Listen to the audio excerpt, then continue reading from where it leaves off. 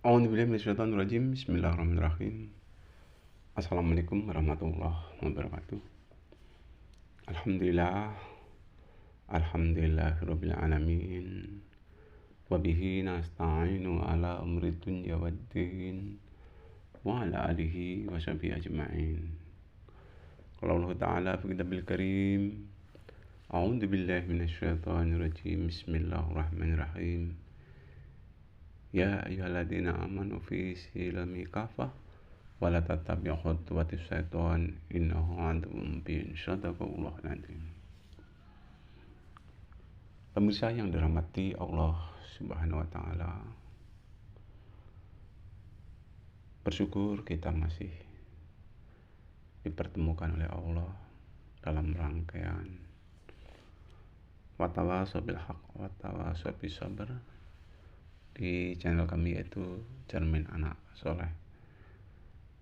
Mudah-mudahan tampilan kali ini bisa bermanfaat untuk kita semua. Amin ya rabbal alamin. Begitu juga salawat beserta salam tak lupa senantiasa kita turunkan kepada Nabi besar kita Muhammad sallallahu alaihi wasallam, yang telah membawa kita dari alam gelap menjadi alam terang, yaitu al-Islam. Pemirsa yang dirahmati oleh Allah Subhanahu wa taala, tampak di dalam layar monitor ya, latar belakangnya adalah pagi yang cerah.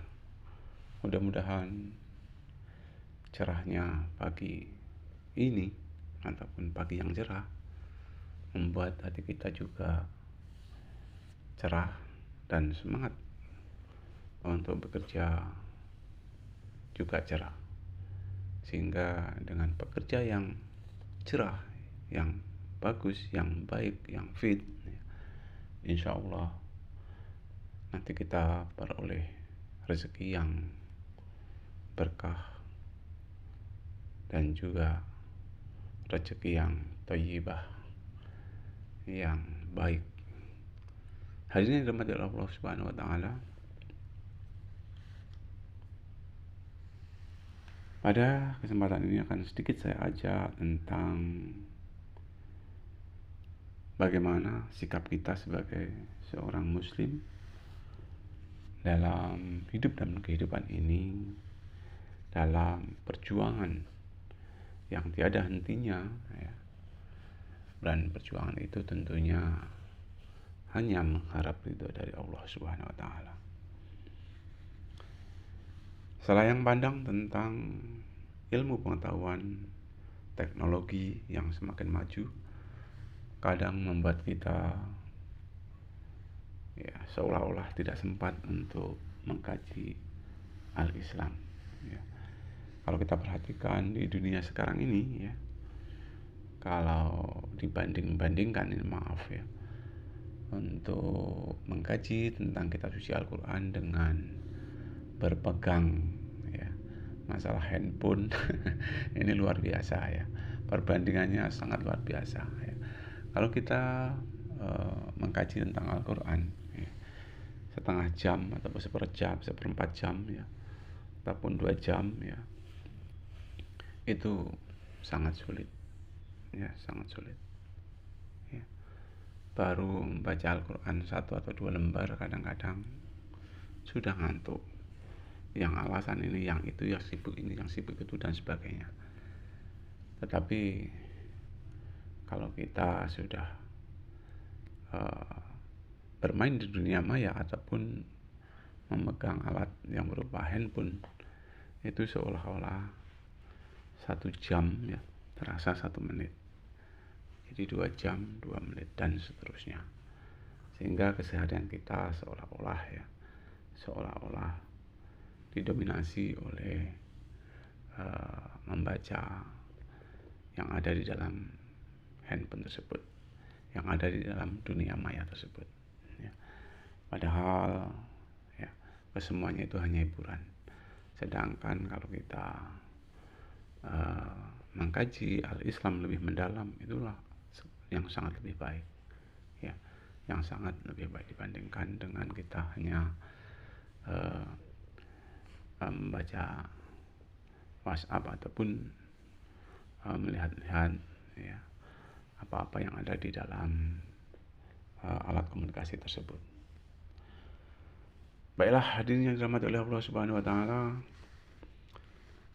mari kita tingkatkan iman takwa kita kepada Allah Subhanahu wa taala dengan cara menjalankan apa yang menjadi perintah dan menjauhi apa yang menjadi larangan. Yaitu baik itu perintah dari Allah Subhanahu wa taala ataupun perintah Rasul, larangan dari Allah Subhanahu wa taala ataupun larangan dari Rasul. Karena semuanya itu bermuara untuk mencapai tingkat iman yang sesungguhnya, ya, iman yang hakiki, yaitu keterkaitan dengan inna akramakum indallahi atqakum. Sesungguhnya orang yang paling mulia di hadapan Allah adalah orang yang paling mulia di antara kita. Mari kita berlomba untuk menjadi orang yang paling mulia, yaitu orang yang paling takwa di antara kita. Tentunya penilaian soal takwa ini hak prerogatif Allah Subhanahu wa taala. Hak mutlak dari Allah Subhanahu wa taala. Seseorang nggak mungkin akan mampu untuk menilai seorang tersebut ya benar-benar takwa atau tidak, nggak tahu. Yang penting kita tetap berusaha untuk menjadi insan yang iman yang takwa, dalam arti iman yang takwa dengan sesungguh-sungguhnya. Kaum muslimin muslimat yang dirahmati oleh Allah Subhanahu wa taala, seorang ahli yaitu Muhammad Iqbal, dia mengatakan ada dua hal yang menyebabkan kemunduran daripada Islam. Kenapa Islam mundur ya? Ini ada faktor penyebabnya ya. Di antaranya semakin jauhnya umat Islam dari masjid. Nah, mari ya, kalau kita sudah mengetahui kemunduran Islam, salah satu di antaranya adalah semakin jauhnya ya umat Islam dari masjid. Untuk itu saya mengajak kepada kaum muslimin muslimat yang dirahmati oleh Allah Subhanahu wa taala, bila khusus ya kaum Adam ya, ini sebaiknya kalaupun tidak uzur, tidak sakit atau tidak berhalangan, ada baiknya kita memakmurkan masjid ya. Kita memakmurkan masjid, karena itu juga salah satu perintah dari Allah Subhanahu wa taala ya. Di dalam surat At-Taubah ayat 18 itu dikatakan oleh Allah ya, innama ya'muru masajidallah man amana billahi wal yawmil akhir wa aqamus shalah wa atu zakah wa lam yasha illa yakunu minal muttaqin ya. Itu kata Allah Subhanahu wa taala. Ini siapa lagi kalau enggak kita yang mau memakmurkan masjid ya. Karena walaupun bagaimana ya, kalau kita berkiblat ataupun mencontoh Rasulullah SAW, dimanapun Rasulullah SAW berada, untuk kegiatan sholat 5 waktu itu berada di masjid ya. Selalu berada di masjid ya. Kenapa ya? Mungkin keterkaitan dengan iman takwa Rasulullah SAW yang sudah stabil, sudah meningkat ya. Jadi ini adalah manusiawi. Maksudnya manusiawi di sini kita sebenarnya juga mampu ya untuk melakukan langkah-langkah seperti halnya Rasulullah SAW ya. Kita berusaha untuk bisa amalkan sholat 5 waktu di masjid. Jadi di mana adzan dikumandangkan ya, ataupun bahkan sebelum adzan dikumandangkan ya, kita sudah mengetahui waktu-waktu dalam sholat ya, kita coba untuk amalkan ataupun bergegas untuk menuju masjid ya. Insya Allah dengan hati kita terpaut akan masjid ya. Ini adalah dalam hadis juga dikatakan salah satu umat yang mendapat perlindungan di alam akhirat nanti, yaitu orang yang hatinya terpaut akan masjid, ya. Jadi pemuda yang hatinya terpaut akan masjid, ya, dan juga kaum muslimin yang hatinya terpaut akan masjid, ya, insya Allah nanti di alam akhirat akan mendapatkan perlindungan, ya, dari Allah Subhanahu Wa Taala, ya. Maksudnya hatinya terpaut akan masjid, yaitu selalu mendatangi tempat di mana adzan dikumandangkan, dalam artian, ya, adzan dikumandangkan itu biasanya di masjid ataupun di musola. Insya Allah kalau kita dengan tidak bosan-bosannya sehari semalam 5 waktu kita istiqomahkan di masjid, insya Allah, ya. Syukur-syukur, ya, selama 40 hari itu takbiratul ihram bersama imam itu tidak ketinggalan. Jadi begitu imam takbiratul ihram, Allah Akbar, pada rakaat pertama kita selalu mengikuti. Insya Allah kalau selama 40 hari kita amalkan, insya Allah, ya, iman dan takwa kita insya Allah akan benar-benar menghunjam dalam hati sanubari kita. Ya, itu harapan dan ajakan untuk kita semua. Jadi kalau kita semakin jauh dari umat Islam, ataupun kita jauh, ya, umat Islam ini dari masjid, ya, kalaupun umat Islam ini jauh dari masjid, ya, ini bisa berakibat kemunduran akan al-Islam yang ada, ya. Jadi nggak bosan-bosannya, ya, mari kita makmurkan masjid kita, karena insya Allah dengan memakmurkan masjid kita, ya, walaupun nanti kita di alam akhirat sana, ibarat itu adalah posisi, ya, kapal, ya, yang dapat menyelamatkan kita dalam banjir, ya.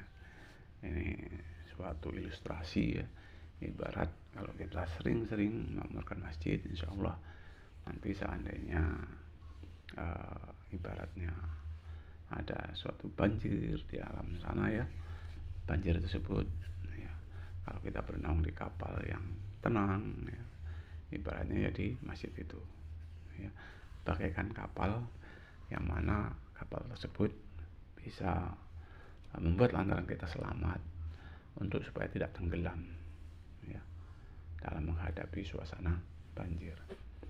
Jadi kita di bawah naungan di masjid itu, ya, di dalam masjid kita berzikir, ya, sholat, ya, insya Allah membuat hati kita juga menjadi damai, ya, menjadi tenang, ya, menjadi tenang, ya. Bahkan saya juga mempunyai kawan, selama bepergian, kalau sudah waktunya dia merasa belum tenang sebelum mampir ke masjid untuk amalkan ibadah sholat 5 waktu.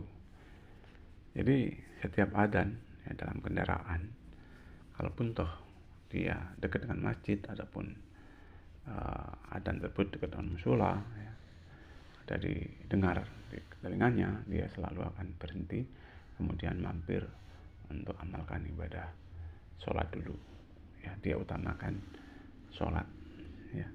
Apalagi dalam hal untuk jalan-jalan ini, ya, jalan-jalan, jangan sampai kita rekreasi atau jalan-jalan kemudian kita abaikan keterkaitan dengan sholat 5 waktu, ya, di masjid. Jadi maaf kepada pengemudi, khususnya supir bis, ya, itu alangkah baiknya kita tawarkan, ya, kita tawarkan dalam artian Bapak Ibu, nanti kita laksanakan sholat zuhur di masjid mana. Nah, nanti Bapak Ibu akan memilih di masjid sana, di masjid sana, di masjid sana. Nah, kita sebagai pengemudi ya, tentunya kita layani penumpang itu dengan setulus hati. Nah, ini bukan hanya BRI saja yang melayani dengan setulus hati, tetapi pihak pengemudi pun, pihak jasa pengemudi pun ya ada baiknya layani ya, pelanggan ataupun melayani penumpang itu dengan sepenuh hati. Dalam artian ya, apa yang menjadi keinginan daripada penumpang tersebut ya, selama ya, si kondektur mampu ya apa salahnya ya, apa salahnya.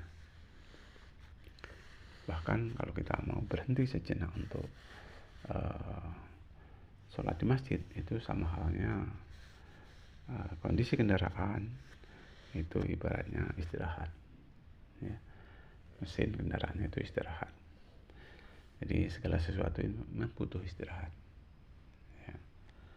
Hadirin yang dirahmati oleh Allah Subhanahu wa Ta'ala, kemudian kita lanjutkan keterkaitan menurut Muhammad Iqbal ya. Dia juga katakan ya, Islam ini akan menjadi mundur ya kalau semakin jauhnya umat Islam dari Al-Quran. Nah ini ya. Kalau semakin jauhnya umat Islam dari Al-Quran, ini alamat ya, Islam akan menjadi mundur. Kenapa ya?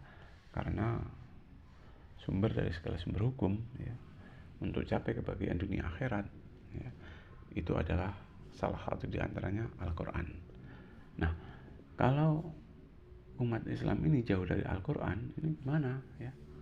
Jelas ya, akan menjadikan Islam itu mundur. Mari itu saya juga mengajak ya, keterkaitan dengan Al-Quran ini ya. Al-Quran ini sebagai ilustrasi buat kita semua ya. Jangan hanya dibaca ya setiap bulan Ramadan saja. Ini maaf ya, begitu bulan Ramadan insya Allah ya, seolah-olah 24 jam ada kumandang kitab suci Al-Quran.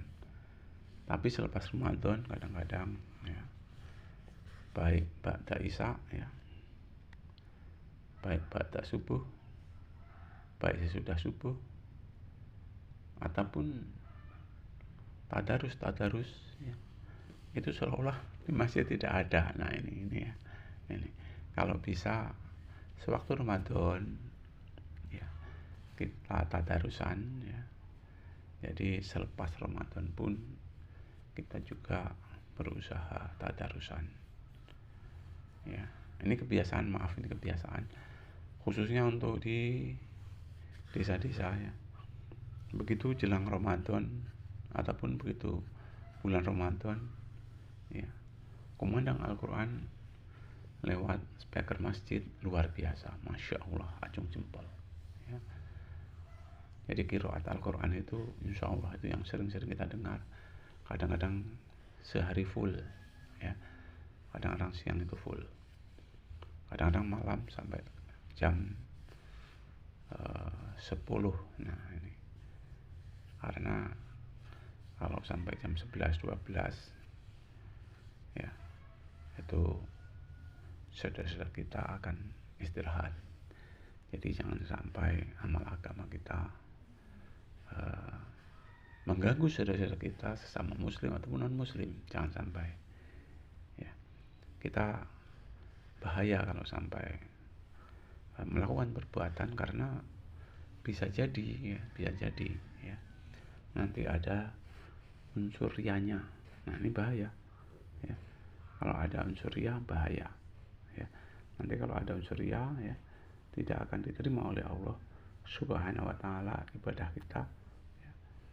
Walaupun yang kita laksanakan itu ya seolah-olah waktunya luar biasa, tapi kalau kita ria ya insya Allah nanti yang kita peroleh ini cuman mungkin pujian orang lain, tapi di hadapan Allah kalau ada unsur ria itu berbahaya. Bahkan itu dikatakan syirik yang paling kecil adalah riya. Ya, riya. Jangan sampai ibadah kita ini karena riya.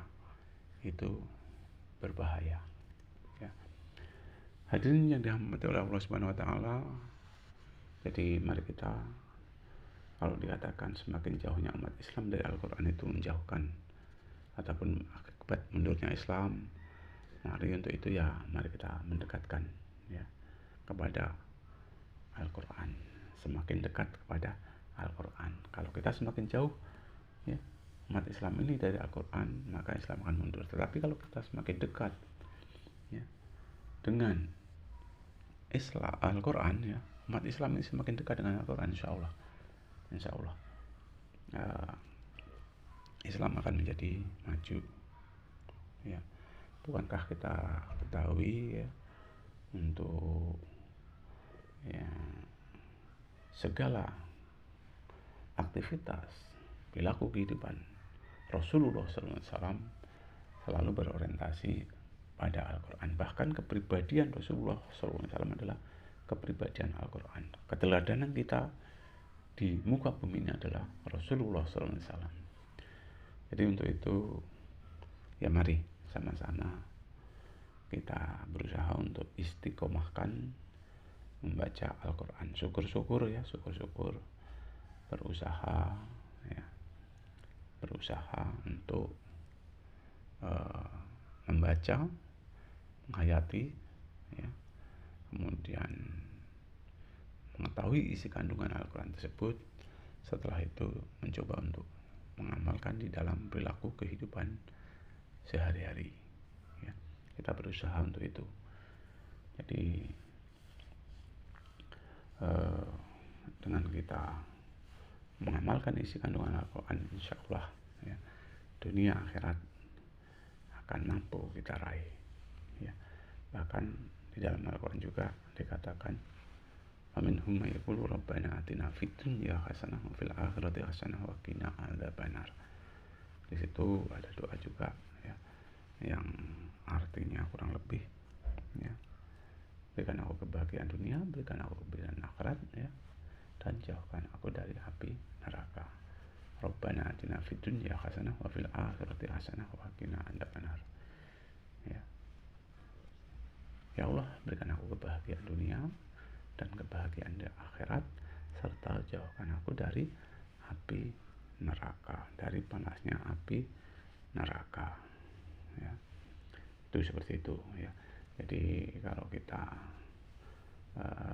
membaca Al-Quran, kemudian memahami isi kandungan yang ada di dalam Al-Quran tersebut, kemudian kita mengaplikasikan ya, mengamalkan dalam kehidupan sehari-hari, insyaallah kita akan merasa bahagia, merasa tenang ya. Karena juga dikatakan oleh Allah ya, ingatlah Allah dengan sebanyak-banyaknya, karena dengan mengingat Allah hati akan menjadi tenang. Nah, salah satu cara untuk mengingat Allah ya, itu adalah zikir. Nah, zikir yang paling utama adalah sholat ya. Kemudian membaca Al-Quran, kemudian ya, bertasbih, tahlil, tahmid dan sebagainya ya. Jadi kita berupaya untuk mendekatkan ya, dalam arti sering-sering membaca kitab suci Al-Quran ya. Tentunya kita tahu semua ya, di dalam Al-Quran itu ya, kalau kita secara global ya, itu terdiri dari 30 juz ya. Juz 1, 2, 3 sampai 30. Alhamdulillah ada yang banyak yang hafid Al-Quran dari mulai juz 1 sampai juz 30 ya. Kemudian ada 114 surat ya, yang ada di dalam kitab suci Al-Quran tersebut, dan ayatnya itu ada 6.666 ayat. Mari kita sama-sama ya, kita baca ya, kita baca dengan ikhlas ya, kita pahami makna yang terkandung di dalamnya, kemudian kita amalkan di dalam kehidupan sehari-hari. Jadi ada dua hal ya yang membuat Islam itu mundur, di antaranya semakin jauhnya umat Islam dari masjid, kemudian yang kedua semakin jauhnya umat Islam dari Al-Quran. Nah, kalau kita sudah tahu ya penyebab mundurnya al-Islam, ya tentunya kita berusaha ya untuk ya semakin dekatlah umat Islam itu dari masjid. Ya, maksudnya kita ibadah sholat waktu di masjid. Nah, kemudian kalau kita sudah tahu semakin jauhnya umat Islam dari Al-Quran itu semakin menjadikan mundur, ya mari kita ya dekat dengan Al-Quran ya, dalam artian sering-seringlah kita manfaatkan waktu untuk membaca kitab suci Al-Quran ya. Ya tentunya nggak bosan lah ya, namanya juga pedoman untuk capai kebahagiaan dunia akhirat ya, kita banyak-banyak membaca. Bapak Ibu hadirin yang dirahmati oleh Allah Subhanahu wa taala, di sini juga akan saya sampaikan sedikit keterkaitan doa-doa yang insya Allah ya, doa yang insya Allah mustajab, ataupun waktu-waktu yang insya Allah sangat baik dalam kita berdoa ya. Karena selaku umat muslim ya, kita ini disuruh meminta ya, disuruh berdoa ya. Itu di dalam surat Al-Baqarah ayat 186 itu ya, kita ini disuruh berdoa. Tuh, bismillahirrahmanirrahim. Idza salakani fatihani fa inni qarib ujibu da'wata da'ani dada'ani fala yastajibu li wal yu'minu bila alhum yarsudun ya. Di situ Allah perintahkan ya,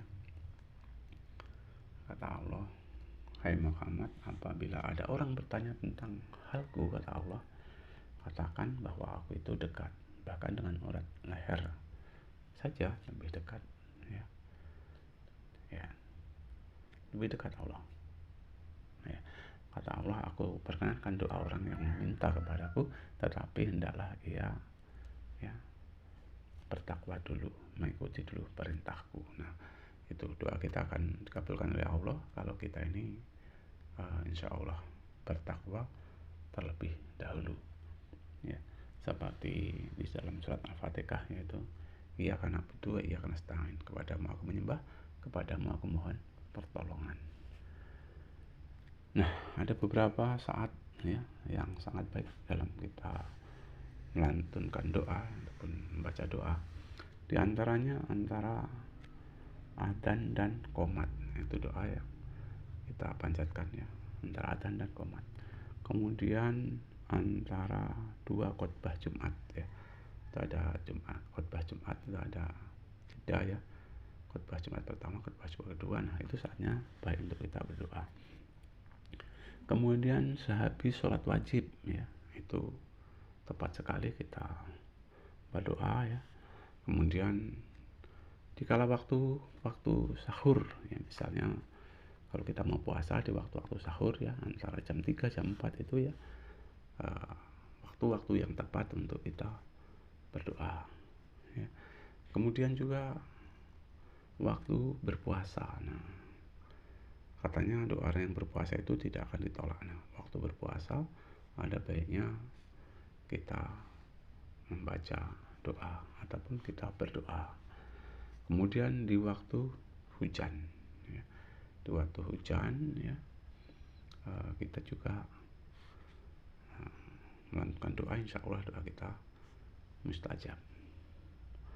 Kemudian juga orang yang soleh, insya Allah orang yang soleh ya, ataupun anak yang soleh, insya Allah doanya mustajab ya.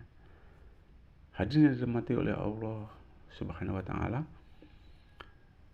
inilah ya beberapa hal yang saya sampaikan ya, ajakan kepada para pemirsa yang dirahmati oleh Allah Subhanahu wa taala ya, kaitannya dengan ajakan mari kita sama-sama untuk memakmurkan masjid, ya, kemudian sama-sama untuk mencintai Al-Quran dan membaca Al-Quran, ya, dengan kesungguhan dan mengamalkan isi kandungan Al-Quran itu dengan sebaik-baiknya sesuai dengan ajaran yang sudah diajarkan oleh Rasulullah SAW. Kemudian juga kita berdoa, karena doa itu adalah saripati ibadah, ya. Gunakan waktu dengan sebaik-baiknya antara adzan dengan qomat, ya, antara dua khutbah Jumat, ya. Kemudian sehabis sholat wajib jangan langsung pergi, kita zikir dulu, ya, zikir dan zikir, ya, baca subhanallah, alhamdulillah, Allahu akbar, ya. Semuanya itu 33 kali, ya. Subhanallah 33 kali, ya. Alhamdulillah 33 kali, Allahu akbar 33 kali. Nah, kemudian baca doa, ya. Kemudian juga di waktu jam-jam 3, jam 4 pagi, ya, ada baiknya kita berdoa, ya. Waktu puasa, waktu hujan, dan kita berusaha untuk jadi anak yang soleh. Itu saja, lebih kurang saya minta maaf. Saya akhiri, assalamualaikum warahmatullahi wabarakatuh.